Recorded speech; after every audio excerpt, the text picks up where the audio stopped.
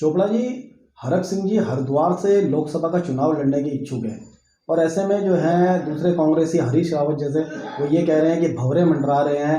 ऐसे में आप भाजपा के कार्यकर्ता हैं, बहुत समय से जो है भाजपा से आप जुड़े हुए हैं, क्या किस रूप में देखते हैं आप इस चीज़ को? देखिए, कहीं ना कहीं कांग्रेस में नेतृत्व की कमी है। वैसे तो देखिए, कांग्रेस का अपना अंदरूनी मामला है। मैं ज़्यादा तो टीका टिप्पणी नहीं करूंगा इसमें, लेकिन मैं इतनी बात जरूर कहना चाहूँगा कि कांग्रेस में अभी भी आपस में ही बर्तन खड़खड़ रहे हैं और इसे कांग्रेस किस तरीके से ले रही है तो कांग्रेस ही जाने। लेकिन मैं आपको बता देना चाहता हूं कि भारतीय जनता पार्टी रोज चुनाव लड़ रही है।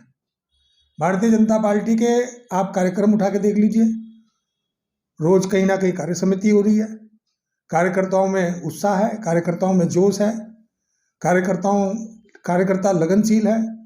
और हमारे लोकप्रिय सांसद डॉक्टर रमेश पोखरियाल निशंक, जब से उन्होंने हरिद्वार की कमान संभाली है, लगातार सर्वांगीण विकास के लिए, चाहे वो उनके क्षेत्र का काम हो या ना हो, केंद्र की योजनाओं को यहाँ पर लाना, इस हरिद्वार की भूमि पर आज, और राज्य सरकार जो कर रही है, राज्य सरकार की योजनाओं का यहाँ पर क्रियान्वयन कराना, तो लगातार निशंक जी ने लगातार सभी के दिलों में राज कर रखा है।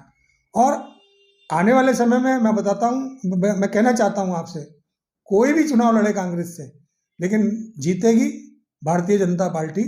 क्योंकि भारतीय जनता पार्टी इसलिए जीतेगी कि भारतीय जनता पार्टी का जो कार्यकर्ता है, वो कार्यकर्ता एक उत्साह और उमंग के साथ पार्टी में लगा हुआ है, पार्टी में निष्ठावान कार्यकर्ता के रूप में लगा हुआ है। तो निश्चित रूप से मैं समझता हूँ कि आने वाले समय में भारतीय जनता पार्टी का ही उत्तराखंड के अंदर पताका लहराएगा और 5 सीटें लोकसभा की पुनः मोदी जी के नेतृत्व में, अमित शाह जी के नेतृत्व में, श्री जयप्रकाश नड्डा जी के नेतृत्व में 5 की 5 सीटें भारतीय जनता पार्टी की झोली में जाएंगी और पुनः मोदी जी एक बार फिर भारत के प्रधानमंत्री बनेंगे।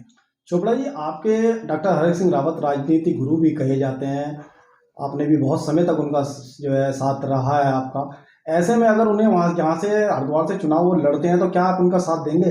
देखिए, मैं भारतीय जनता पार्टी का कार्यकर्ता हूँ और मेरी जो भावना है, मेरा जो लक्ष्य है, देखिए मैं लगभग 22-23 वर्षों से स्ट्रीट वेंडर के लिए काम कर रहा हूँ, पूरे रेडी पटरी वालों के लिए काम कर रहा हूँ उत्तराखंड के अंदर। और आप आज आपने देखा, कोरोना काल के बाद 50 लाख स्ट्रीट वेंडर को प्रधानमंत्री स्वनिधि योजना के तहत उत्साहित किया गया, मुख्य धारा में लाया गया, सामाजिक सुरक्षा दी गई और अब इस योजना को बढ़ाकर जो है 50 लाख की, जहां पर इसका लक्ष्य था 4 करोड़ किया जा रहा है। तो भारतवर्ष का 4 करोड़ स्ट्रीट वेंडर सीधा सीधा मोदी जी के साथ जुड़ेगा। आज आप किसी भी रेडी पटरी वाले के पास चले जाइए, सुन लीजिए कि पहले उसका उत्पीड़न होता था, शोषण होता था, तो कहीं ना कहीं मोदी जी ने उनको संरक्षण देने का काम किया है। राज्य की पुष्कर सिंह धामी की सरकार रेडी पटरी वालों को प्रोत्साहित कर रही है। आप देख रहे हैं हरिद्वार क्षेत्र के अंदर जब कोरोना काल था, उस कोरोना काल के दौरान निशंक जी के साथ मुझे दिशा की मीटिंग में जाने का अवसर मिला। उस दिशा की मीटिंग में कोरोना काल के दौरान डॉक्टर रमेश पोखरियाल निशंक जी ने संबंधित अधिकारियों को निर्देशित किया था कि मुझे कुछ नहीं पता, ये वेंडिंग जोन बनने चाहिए, और आज वो वेंडिंग जोन बन रहे हैं। आज तमाम रेडी पटरी के जो स्ट्रीट वेंडर हैं वो स्थायी रूप से एक काम कर रहे हैं, कारोबार कर रहे हैं। 2 वेंडिंग जोन हमारे कंप्लीट हो चुके हैं, तीसरा हमारा पुल जटवाड़े का वेंडिंग जोन भी कंप्लीट है लगभग, और चौथा वेंडिंग जोन हमारा जो है सेक्टर 2 बैरियल का, वो लगभग उसकी अभी एक सूची जारी कर दी गई है, दूसरी सूची उसकी जारी कर दी जाएगी। ठीक इसी प्रकार से रुड़की के अंदर हमारे 3 वेंडिंग जोन कंप्लीट हो चुके हैं, जिसमें एक वेंडिंग जोन विकसित किया जा रहा है। कुछ थोड़ी सी छोटी सी अड़चने हैं, उसको भी सामान्य कर लिया जाएगा। ठीक इसी प्रकार से मुख्यमंत्री जी की जो घोषणा है, उस घोषणा के अंदर हमारी जो 4 नगर पालिकाएं हैं और 2 नगर निगम हैं, उनमें मुख्यमंत्री उद्यमिता, मुख्यमंत्री घोषणा के तहत, मुख्यमंत्री सहायता समूह घोषणा के तहत हमारे पिंक वेंडिंग जोन बन रहे हैं। तो मैं कहना चाहता हूं आपसे कि निशंक जी के नेतृत्व में तमाम रेडी पटरी का जो लघु व्यापारी है प्रोत्साहित हो रहा है। रही बात चुनाव की, चुनाव हरक सिंह जी लड़ते आए हैं, लड़ते रहते हैं, और जहाँ तक की बात मैं आपके माध्यम से इतना कहना चाहता हूँ, इस प्रकार का भारतीय जनता पार्टी में कोई किसी प्रकार का कोई असर पड़ने वाला नहीं है।